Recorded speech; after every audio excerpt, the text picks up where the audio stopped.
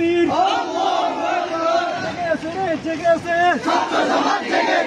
আসসালামু আলাইকুম, কেমন আছেন সবাই? আশা করি আল্লাহর রহমত আপনারা সকলে ভালো আছেন। তো আমি চাচ্ছিলাম না এই বিষয়টা নিয়ে আসলে কোনো ধরনের কোনো কথা বলতে, কিন্তু জিনিসটা আমার কাছে খুব খারাপ লাগছে। এই কারণে কিন্তু আমি আসছি আপনাদের সঙ্গে কিছু কথা বলার জন্য। এখন আমার কথাগুলো শোনার পরে হয়তো বা অনেক মানুষে আসছে আমার কমেন্ট বক্সের মাঝে আইসা উল্টাপাল্টা বলতে রাখবে, উল্টাপাল্টা কমেন্ট করবেন। ভাই আমি একটা কথা বলি, আগে মাপ চেয়ে নিচ্ছি, উল্টাপাল্টা কোনো ধরনের কোনো কমেন্ট করবেন না, কিন্তু একটা জিনিস বোঝার চেষ্টা করবেন।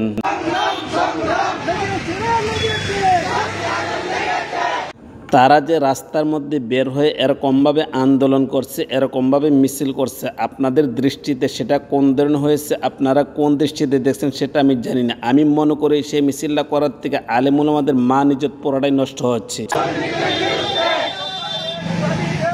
বাজিতপুর আলেম ওলামাদের বিশাল বড় একটা সংগঠন আছে, যে সংগঠনটা পুরোটা বাজিতপুর আলেম ওলামাদেরকে নিয়ে আসার সংগঠনটা করা, সেই সংগঠনের নাম হচ্ছে বাজিতপুর ইমাম উলামা পরিষদ।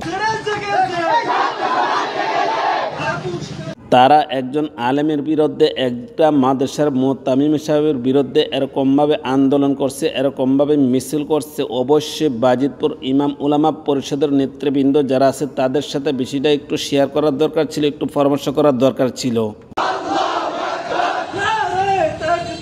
তারা যে মাদ্রাসার মুতামিম সাহেবের বিরুদ্ধে আন্দোলন করছে বা মিছিল করছে, ওই মাদ্রাসার কমিটিবৃন্দ কি বলে? কমিটিবৃন্দ তো অবশ্যই আছে। কমিটিবৃন্দরা কি কোনো কিছু জানে না? কমিটিবৃন্দরা যদি জানে তাহলে ওই ছাত্ররা কিরকমভাবে আন্দোলন করে একজন মুতামিম সাহেবের বিরুদ্ধে।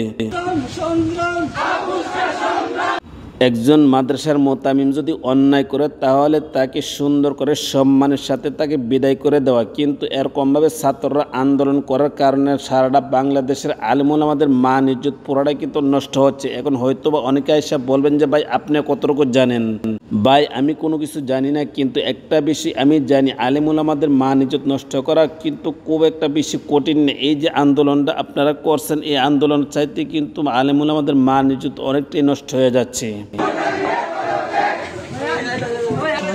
এমনি কিন্তু মানুষের আলেম ওলামাদেরকে একটু অন্য চোখে দেখে, আর আপনারা যে আইসে এই জায়গার মধ্যে এরকমভাবে আন্দোলন করছেন, এরকমভাবে মিছিল করছেন, এই বিষয়টা কিন্তু মানুষের কাছে আরও অনেক খারাপ লাগছে। একজন আলেমের ইজ্জত যদি আরেকজন আলেম না দিতে পারে, তাহলে ভাই একটা জিনিস চিন্তা করে দেখেন আমরা কোন ধরনের আলেম হয়েছি। যিনির বিরুদ্ধে আপনারা এরকমভাবে আন্দোলন করছেন তাকে আমি ভালো বলছি এরকম কিন্তু না। সে যদি খারাপ হয়ে থাকে তাকে আপনারা পার্সোনালিভাবে সুন্দর করে বসে মাদ্রাসার ভিতরে জিনিসটা শেষ করার দরকার ছিল, কিন্তু এরকমভাবে না করে আপনারা এই যে আন্দোলন করলেন, মিছিল করলেন, মিছিল করে সারা বাংলাদেশের মানুষকে জানালেন, তাহলে জিনিসটা কি ভালো হয়েছে? আমি একদম মনে করি যে জিনিসটা ভালো হয়নি। এখন আপনারা যারা আমার ভিডিওটা দেখছেন, আপনারা একটা জিনিস চিন্তা করে দেখেন, আলেম ওলামাদেরকে মানুষের সম্মান করে, আলেম ওলামাদেরকে মানুষের ইজ্জত করে, কিন্তু এই যে বিষয়টা, এই বিষয়টা দেখার পরে কিন্তু অনেক মানুষ আইসা আলেম ওলামাদেরকে কী বলবে একটু অন্য চোখে দেখবি।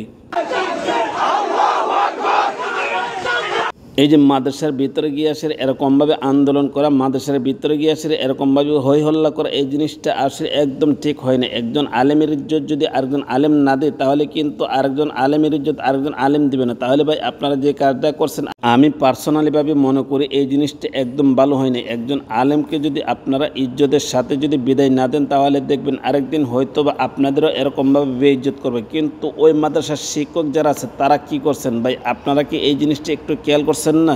মুতামিম সাহেব যদি কোনো ধরনের কোনো অন্যায় করে থাকে, তাহলে আপনারা আগে বসার দরকার ছিল মুতামিম সাহেবকে নিয়ে আসে। যদি মুতামিম সাহেবকে নিয়ে আসে আপনারা বসতেন, তাহলে কিন্তু আজকে এত আন্দোলনও হয় না, এত কিছু করতে হয় না। তো এখন ভাই আমি যে কথাগুলো বলেছি, আমার কথার মাঝে যদি কোনো ধরনের কোনো ভুল হয়ে থাকে তাহলে আল্লাহর রাস্তায় মাফ করবেন। তবে তারা যে কাজটা করছে আমি মনে করি এই কাজটা একদম ঠিক হয়নি। এখন বাকিটা আপনারা যারা ভিডিওটা দেখছেন আপনারা একবার চিন্তা করে দেখেন, এই ছাত্ররা যে একজন আলেমের বিরুদ্ধে, একজন মাদ্রাসার মুতামিমের বিরুদ্ধে এরকমভাবে আন্দোলন করছে ঠিক আছে, কিন্তু জিনিসটা ঘরোয়াভাবে যদি বৈশা সুন্দর করে শেষ করতো, তাহলে আমি মনে করি সবচাইতে বেটার হতো, সবচাইতে সুন্দর হতো।